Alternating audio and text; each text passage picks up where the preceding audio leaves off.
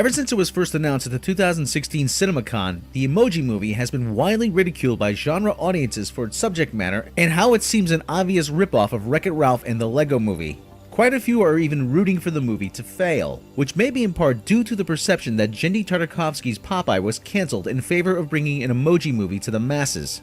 In this video, we will examine the validity of that perception by first exploring the rise and fall of Genndy Tartakovsky's Popeye, and how Sony came to push the Emoji Movie instead.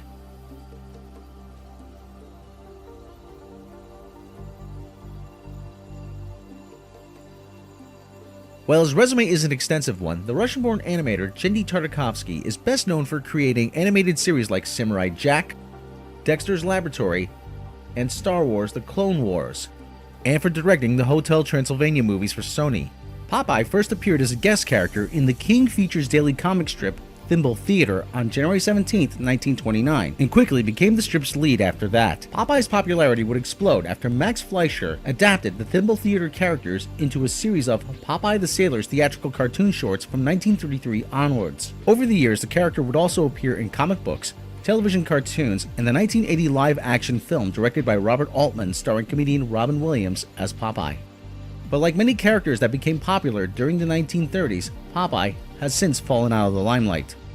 Even so, the brand identity remained strong enough that in March of 2010, it was reported that Sony Pictures Animation was in the early stages of developing a 3D computer-animated Popeye film, said to be produced by Avi Arad. In June of 2012, it was reported that Genndy Tartakovsky had been set to direct a feature, which he planned to make, quote, as artful and unrealistic as possible, end quote. The world got a glimpse of what he meant on September 18, 2014, when Tartakovsky revealed an animation test footage about which he said, "It's just something that kind of represents what we want to do. I couldn't be more excited by how it turned out."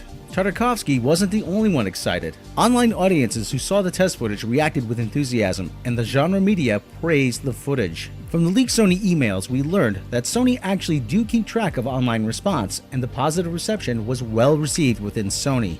Rights holder King Features were enthusiastic, and producer Avi Arad was convinced they had a winner on their hands. But there was one who remained unconvinced. Amy Pascal, then chairperson of Sony Pictures Entertainment.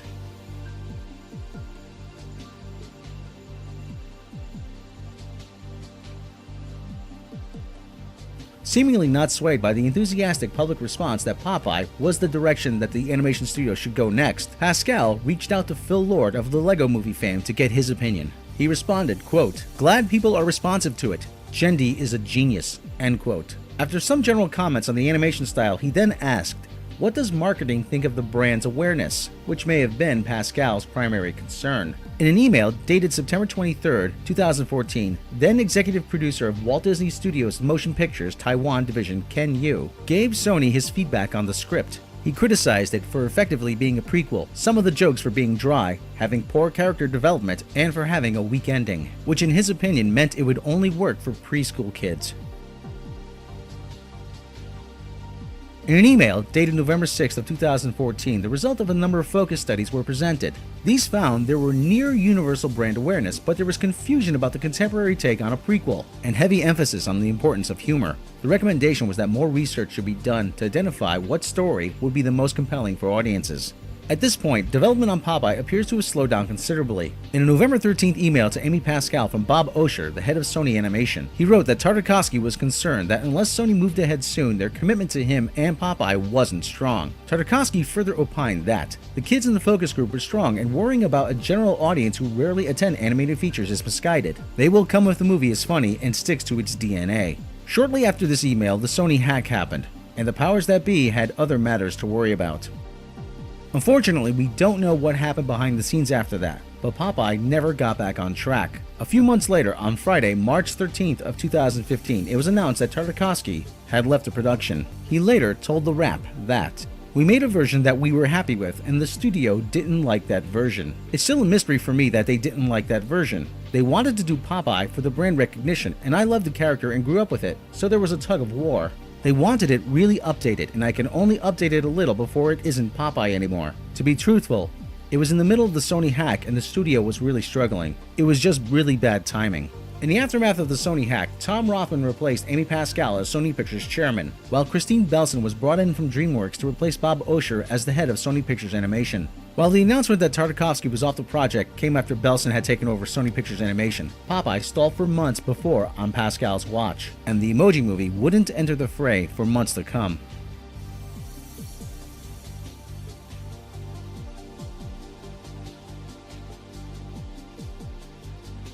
The Emoji Movie had been independently developed by writer Eric Siegel and director Anthony Leodis, who pitched the movie to several studios along with storyboards on how the movie would play out. The movie is about the Meh emoji who lives inside a phone, along with the entire world of humanized emojis. Meh, tired of being one emotion his entire life, wants to be different and discovers he has the ability to change its expression.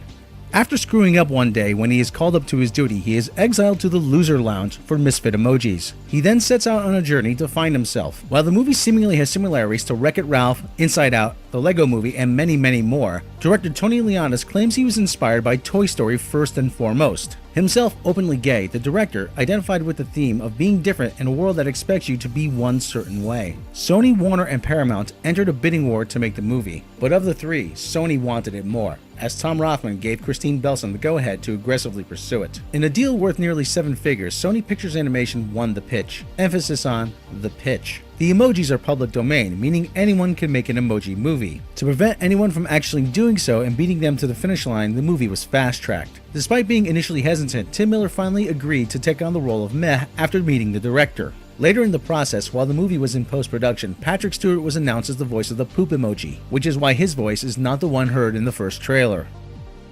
This is such a load of... No, go ahead. Finish that sentence. Released on July 28th of 2017, the movie will somewhat ironically be shown alongside Puppy, a Hotel Transylvania short directed by Genndy Tartakovsky. As we have seen, Tartakovsky's Popeye and the Emoji Movie were never in development at the same time, so contrary to popular belief, Popeye was not cancelled because of the Emoji Movie. That does not mean the Emoji Movie hasn't suffered from some controversies of its own.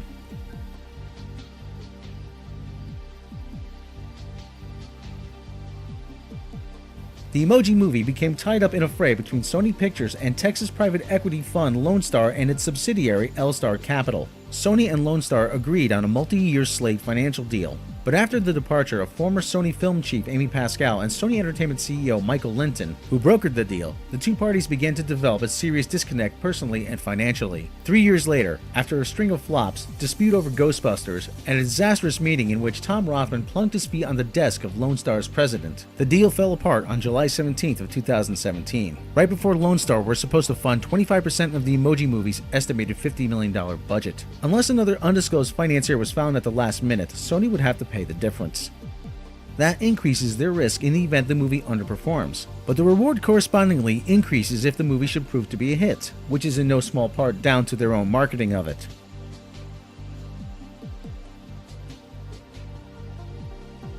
Outside of snide remarks and general derision from fans of genre film in general, and a somewhat awards marketing event at the Cannes Film Festival, the movie's marketing campaign managed to steer clear of incidents almost all the way up to release. On July 21st, Sony's marketing team tweeted a picture meant to promote the Emoji Movie while parodying The Handmaid's Tale. That series is based on Margaret Atwood's award-winning novel about a dystopian future set in a Christian theophany, where women are forced to work in servitude as they try to gain their own independence and freedom. As such, the tweet was not well received, and soon taken down. It should be noted that it took a whole 2 days from when the tweet was posted till the negative reactions started coming, indicating their tweets might not have the reach they hoped, which perhaps indicates interest in the movie isn't quite what they would have liked.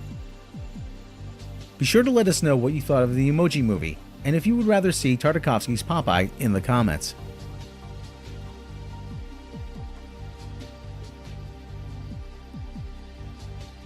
If you like this video, then please hit that subscribe button. Due to recent changes made by YouTube, we also encourage all of our subscribers, both new and old, to please hit that bell icon next to the subscribe button as well, so you will be notified when new videos are uploaded. Be sure to check back for news and analysis of the happenings and corporate politics behind the scenes of your favorite genre movies, as well as explorations of your favorite characters and their backgrounds and context here at Midnight's Edge.